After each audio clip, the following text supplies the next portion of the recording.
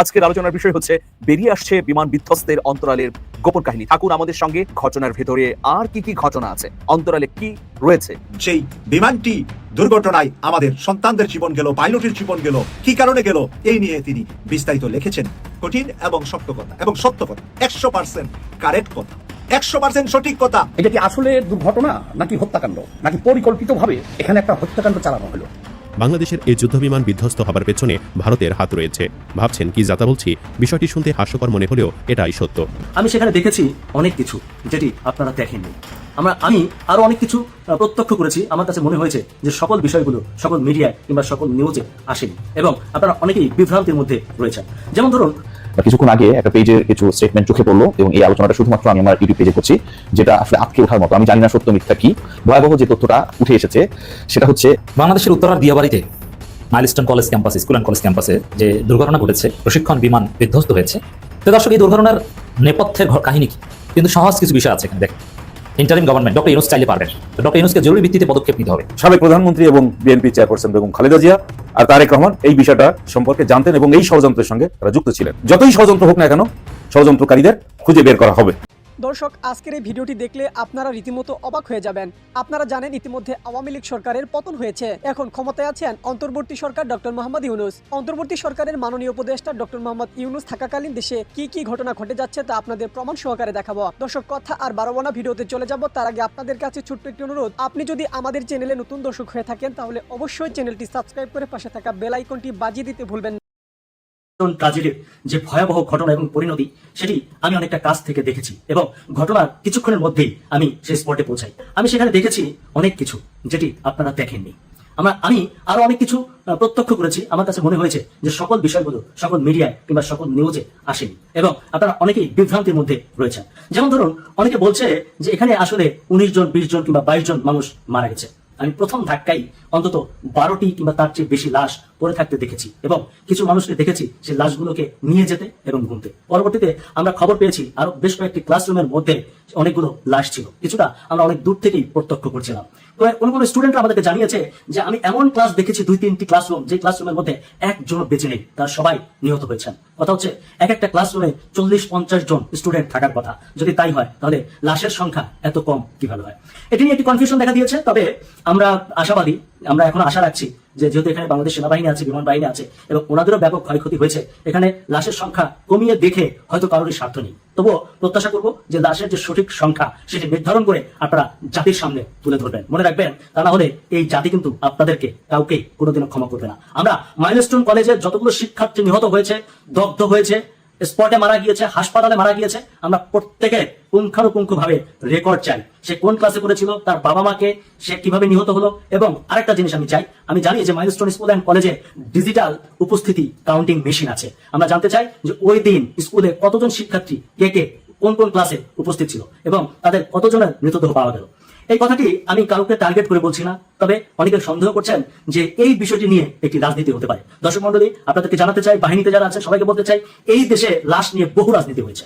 আমরা অন্তত আমাদের সন্তানদেরকে নিয়ে আর কোনো রাজনীতি এই দেশে দেখতে চাই না। আমরা চাই যেন এটি একটি সুষ্ঠু তদন্ত রিপোর্ট আমাদের কাছে আসে, এবং সত্যিকার অর্থে যারা নিহত হয়েছেন তাদের একটি তালিকা আমাদের কাছে স্পষ্ট হয়। আমরা যেন কোথাও থেকে অভিযোগ শুনি না যে এমনটি হয়নি, এমনটি হয়েছে, কিংবা কম বেশি করা হয়েছে। আমি সকল শ্রেণীর, সকল পেশা, এবং যারা যে যে দায়িত্বে যেখানে আছেন, বিভিন্ন মেডিকেল গুলো, মাইলস্টোন স্কুল অ্যান্ড কলেজ, আমাদের সেনাবাহিনী, বিমান বাহিনী যারা আছেন, আশা করি আপনারা সবাই মিলে এই কাজটি করবেন। তাহলে আপনাদেরকে সবাই কিন্তু দোষের চোখে দেখবে, হয়তো একটা ব্লেম দিবে যেটা করেছে। নিশ্চয়ই আপনারা সে ব্লেম নেবেন না, এবং আপনারা সেটা প্রকাশ্যে আনবেন। আরেকটি ভুল ধারণা আছে। আমাদের অনেক ভাই দেখলাম প্রশংসা করে আমাদের যিনি পাইলট ছিলেন তার সম্পর্কে বলেছেন যে উনি চাইলে একটি ইজেক্ট বাটনে চেপে নিজেকে রক্ষা করতে পারতেন, কিন্তু তিনি বাচ্চাদের কথা চিন্তা করে সেটি করেননি, বরং বাচ্চাদের সাথে নিজেও প্রাণ দিয়েছেন। হ্যাঁ, ঘটনাটা ঠিক, কিন্তু আপনাদেরকে জানিয়ে রাখি, আমিও স্পটে ছিলাম। আপনাদেরকে জানিয়ে রাখি, সঠিক তথ্য হচ্ছে যে পাইলট প্লেন ক্র্যাশের আগে ইজেক্ট বাটনে চাপ দিয়েছিলেন, এবং তিনি প্যারাসুট নিয়ে উপরে উঠে গিয়েছিলেন। আমরা স্পটে সেই প্যারাসুটের বেলুনটিও পড়ে থাকতে দেখেছি, যার ফলে প্লেন যে ভবনে ক্র্যাশ করেছে তার প্যারাসুট এবং পাইলট অপর ভবনে থাম করে পড়ে গিয়ে একটা রুমের মধ্যে ঢুকে অর্ধমৃত অবস্থায় ছিল এবং সেখান থেকে সেনাবাহিনী ওই পাইলটকে উদ্ধার করে এবং সিএমএইচে নেওয়ার পর তিনি মৃত্যুবরণ করেন। সঠিক তথ্য দিন, সঠিক তথ্যের সাথে থাকুন। পাশের একটি দেশ সারাটা জীবন চিবিয়ে চিবিয়ে চিবিয়ে রেখেছে এবং যে সরকারগুলা ইতিমধ্যে 54 বছরে এসেছে ওরা আসলে লেংটি পড়া সরকার, তারা উলঙ্গ, তাদের কোনো চরিত্র নাই। তাদের চরিত্র শুধুমাত্র মেরহুম প্রেসিডেন্ট জিয়াউর রহমানের ছিল, যে মাত্র 4 বছর সময়ও রাষ্ট্র পরিচালনা করতে পারেন নাই। তাছাড়া মেরুদণ্ড সহ আর কোনো পুরুষ বা নারী বাংলাদেশের রাষ্ট্রীয় ক্ষমতায় আসেন নাই। এদের প্রত্যেকের মেরুদণ্ড ভাঙ্গা ছিল, ওরা পরের দেশের গোলাম ছিল, আমাদের রাষ্ট্রকে শুধু ছায়ার মতন পরিচালনা করছে। মুখ দিয়ে বলেছে অনেক কিছু, করে দেখাতে পারেন নাই বা করার যোগ্যতাও তাদের ছিল না।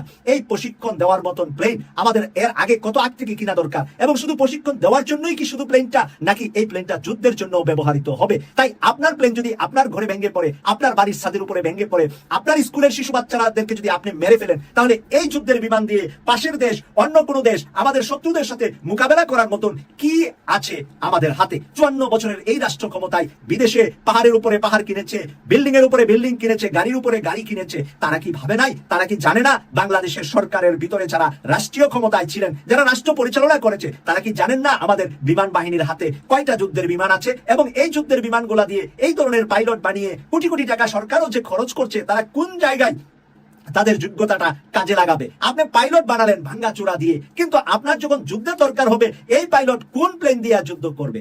দর্শক, সে কারণেই আমি সালতানাতে বাংলাদেশ নিয়ে কথা বলেছিলাম বেশ কিছুদিন আগে। যে পরিকল্পনাটা দিয়েছেন তার্কি প্রেসিডেন্ট এরদোয়ান বাংলাদেশকে, যে বাংলাদেশের ভিতরে তার্কি প্রেসিডেন্ট এরদোয়ান একটি তরুণ সমাজকে প্রশিক্ষণ দিয়ে উঠাতে চায়, যারা নাকি সালতানাতে বাংলা তৈরি করবে। বাংলা ভাষায় যে কটা স্টেট আছে, যে কটা রাষ্ট্রে ভারতের ভিতরে যে কটা রাজ্য আছে, সবগুলাকে সালতানাতে বাংলার ভিতরে ঢুকিয়ে বাংলা হবে একটি শক্তিশালী, বিশ্বের বুকে দাঁড়ানোর মতন একটি মুসলিম শক্তিশালী দেশ। আর এই দেশকে বিহাইন্ডে কাজ করে যাচ্ছে তার্কির প্রেসিডেন্ট এরদোয়ান। আল্লাহ ভালো জানেন আমরা কতদিন এই এরদোয়ানকে দুনিয়ার বুকে দেখতে পাবো, কারণ ওনারও বয়স হয়েছে, ডক্টর মোহাম্মদ ইউনূস সাহেবেরও বয়স হয়েছে, বেগম খালেদা জিয়ারও বয়স হয়েছে। বেগম খালেদা জিয়া দুইবার রাষ্ট্রীয় ক্ষমতায় এসেছিলেন, উনার স্বামী সেনা অফিসার ছিলেন, কিন্তু আমরা এই বিমান বাহিনীর জন্য উনার কাছ থেকেও ভালো কিছু পাইনি। কারণ এটার জন্য যে উনি দায়ী তা নয়, এটার জন্য যে যোগ্য মানুষ, যোগ্যতা সম্পন্ন মানুষ থাকা দরকার, বা এই বিমান উপরে বিমান এবং পর্যটক আমরা যে মন্ত্রী বানাই, তাদের যোগ্যতা, তাদের চিন্তা চেতনা, তাদের মেধা, এবং ভারত থেকে হু করলে তারা যদি পায়খানা প্রস্রাব নিজের বিছানায় করে দেয়, তারা তো এই যুদ্ধের সরঞ্জামাদি কিনতে পারবে না। এই সাহস বাংলাদেশে কখনো সাহসী মানুষ আসেন নাই বাংলাদেশ পরিচালনা করতে। শুধুমাত্র মরহুম প্রেসিডেন্ট জিয়াউর রহমানই এসেছিলেন, আর বাকি যারা এসেছিলেন প্রত্যেকেই ভারতের গুলামি করেছেন। ভারত যেভাবে বলেছে এভাবেই রাষ্ট্র চালিয়েছে। কেউ কেউ লোক দেখানোর মতো ডাল, মরিচ, কাঁচামরিচ, হলুদ নিয়ে তর্ক করেছে ভারতের সাথে, যুদ্ধের বিমান নিয়ে তর্ক করেন নাই। যুদ্ধের বিমান প্রয়োজন, ভারত নিষেধ করার কারণে বারবার বাংলাদেশে প্রয়োজনীয়তার টেবিলে কথাগুলা আলোচনা টেবিলে আসার পরেও কেন বন্ধ হয়ে গিয়েছে? কেন এইগুলা কেনার জন্য সাহস করতে পারে নাই বাংলাদেশের রাজনীতিবিদরা? এই প্রশ্ন রেখে গেলাম আপনাদের কাছে। সবার মনে একটাই প্রশ্ন, যে এটা কি নিছক দুর্ঘটনা নাকি কোনো ষড়যন্ত্র? দর্শক, আজকের আলোচনায় সেই বিষয়ে অবতারণা করবো এবং আমরা বিভিন্ন বিষয় কেটে বোঝার চেষ্টা করবো যে আসলে এটা দুর্ঘটনা নাকি ষড়যন্ত্র। দেখুন, দুর্ঘটনার কবলে পড়া বিমান F7 মডেলের এই বিমানটি নির্মিত হয়েছে 1944 সালে। সেই 1944 সালের বিমান দিয়ে আপনি এখনো চলতেছেন। যেখানে F-35 এর মতো অত্যাধুনিক বিমান বের হয়ে গেছে, সেখানে আপনি সেই 1944 সালের F7 বিমান দিয়ে চলছেন। এখন অনেকে দায়ী করতেছেন বিমান বাহিনীর প্রধান হাসান মাহমুদ খানকে। এখন বর্তমান বিমান বাহিনীর প্রধান হাসান মাহমুদ খান, যাকে শেখ হাসিনা নিয়োগ দিয়ে গিয়েছেন জুন মাসে, পালিয়ে যাওয়ার কয়েক মাস আগে, এখন সবাই তাকে ব্লেম করতেছে। তিনি নাকি দুর্নীতি করেছেন, স্বজনপ্রীতি করেছেন, তিনি নাকি আজকে 200 বাচ্চা মারা গিয়েছে, সেই বাচ্চাদের লাশ গুম করেছেন।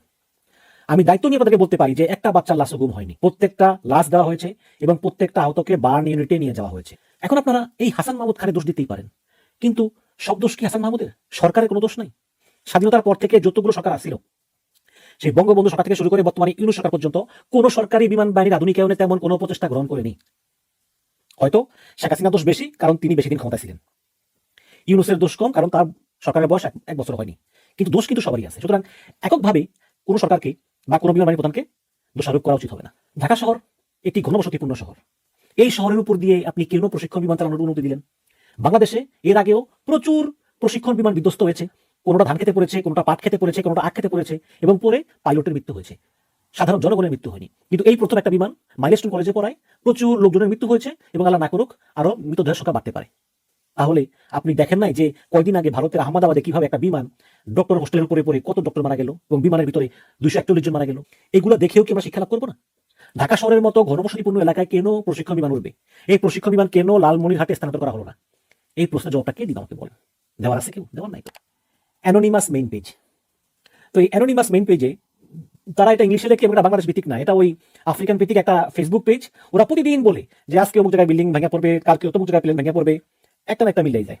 ওই যে এক গ্রামে দুই ভাই ছিল, এক ভাই বলতো আজকে বৃষ্টি হইব, আরেক ভাই বলতো আজকে বৃষ্টি হইব না, এক ভাই না এক ভাই কথা মিলতোই।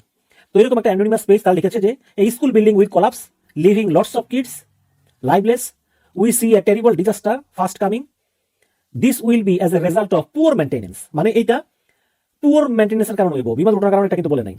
Maintenance on the building, we shall do everything in our power to avert this terrible catastrophe we have seen coming.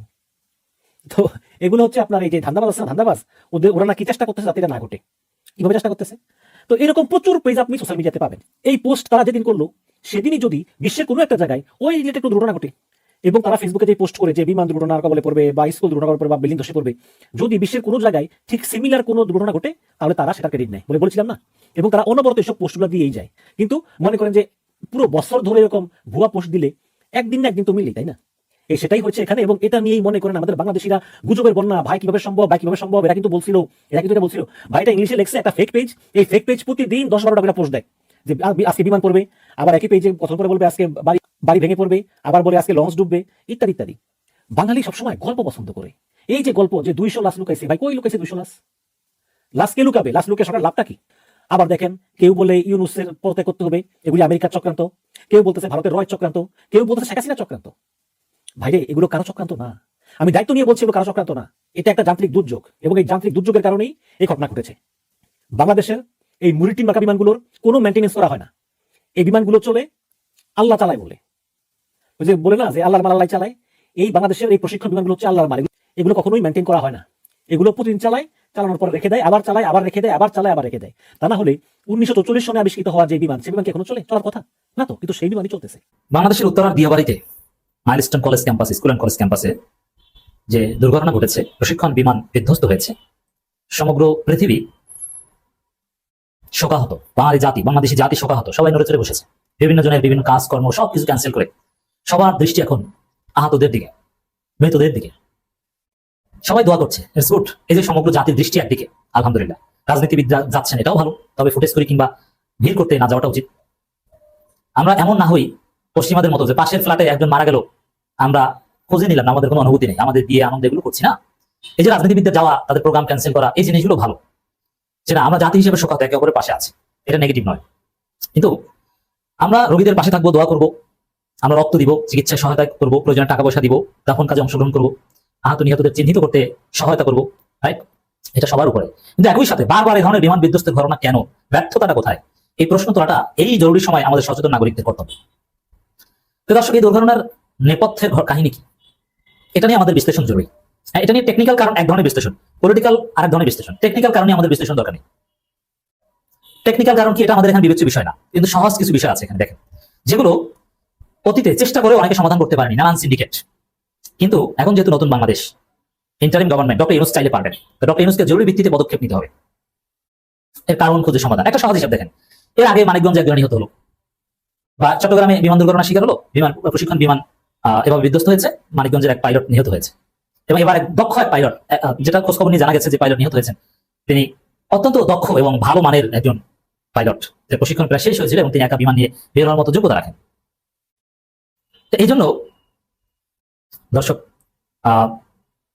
এর কারণটা বিশ্লেষণ করাটা জরুরি। কেন এই দক্ষ পাইলটের হাতে বারবার প্রশিক্ষণ বিমান দুর্ঘটনা, বাংলাদেশে প্রশিক্ষণ বিমান দুর্ঘটনা অ্যাভেইলেবল ঘটে। অনেক বিমান বাহিনীর সাবেক কর্মকর্তা, অনেক এক্সপার্টরা যে বিষয়টা তুলে ধরেছে, যেটা ইউনূস সরকারকে জরুরি অ্যাড্রেস করতে হবে, ব্যবস্থা নিতে হবে, সেটা হচ্ছে যে বিমানগুলো অত্যন্ত পুরনো, সেই পুরনো চাইনিজ বিমান বা 70 দশকের বিমান, যেটা বিভিন্ন দেশ অলরেডি অনেক আগে এটা রিসাইকেলে পাঠিয়ে দিয়েছে, সেই কম দামি ভাঙা জোড়া বিমান দিয়ে প্রশিক্ষণ দেওয়া হয়। কেন? উন্নত দামি বিমান আপনি কেন কিনেন না? এরকম কিছু তথ্য আমরা পেয়েছি, যেখানে জানতে পেরেছি যে মাঝে মাঝে এগুলো পরিবর্তন করে নতুন বিমান কেনার প্রস্তাব দেওয়া হয়েছে বিমান বাহিনীর পক্ষ থেকে, কিন্তু প্রতিরক্ষা মন্ত্রণালয় আটকে দিয়েছে। এই জায়গাটা আমাদের প্রশ্ন, প্রতিরক্ষা মন্ত্রণালয় আটকে দিয়েছে কেন? এটি হচ্ছে আপনার নেপথ্যের মূল কারণ। যেমন নতুন ফ্রেশ উন্নত বিমান থাকলে বা আধুনিক প্রযুক্তির বিমান থাকলে তখন এই ঘটনা হয়তো ঘটতো না, কিন্তু অনেক পুরনো বিমান দিয়ে প্রশিক্ষণ দেওয়া হয়। এখন নতুন বিমান কিনতে বাধা কোথায়, কে বাধা দেয়? আমাদের কাছে প্রাপ্ত তথ্য অনুযায়ী এটা আটকে দিয়েছে প্রতিরক্ষা মন্ত্রণালয়। এটা কয়েকবার আটকে দেওয়ার ঘটনা ঘটেছে বিভিন্ন সরকার আমলে। কেন?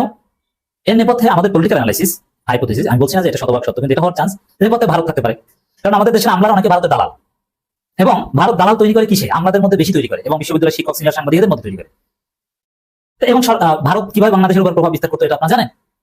তারা প্রভাব বিস্তার করে সিস্টেম করে কেনা দরকার। কারণ কি, বাংলাদেশের প্রতিরক্ষা ব্যবস্থা যদি উন্নত হয় তাহলে তো ভারতের উপর নির্ভরশীলতা কমে যাবে এবং ভারতকে কেয়ার করবে না। ভারত কিছুতেই চায় না যে বাংলাদেশ মোটামুটি একটু নিজের পায়ে দাঁড়াক, শক্তি অর্জন করুক, তাহলে তো ভারতের সাথে চোখে চোখ রেখে কথা বলবে না। এই জন্য সব দিক থেকে এবং অনেক ক্ষেত্রে সামরিক সরঞ্জাম ভারত থেকে কিনতে বাধ্য হয়েছে হাসিনা সরকার। তো দর্শক, এই যে পুরানো বিমান কার বুদ্ধিতে কেন এটা রাখা হয়েছে, এটা বাদ দিয়ে নতুন বিমান কিনতে, এই নতুন জেট কিনতে কে বাধা দিয়েছে, কারা বাধা দিয়েছে, এগুলো তদন্ত করা। দর্শক, তদন্ত করে সম্পূর্ণ ভিডিওটি দেখলেন, আশা করি বিষয়টি বুঝতে পেরেছেন। এ নিয়ে আপনার গুরুত্বপূর্ণ মন্তব্যটি অবশ্যই কমেন্ট বক্সে জানিয়ে দিবেন। ধন্যবাদ।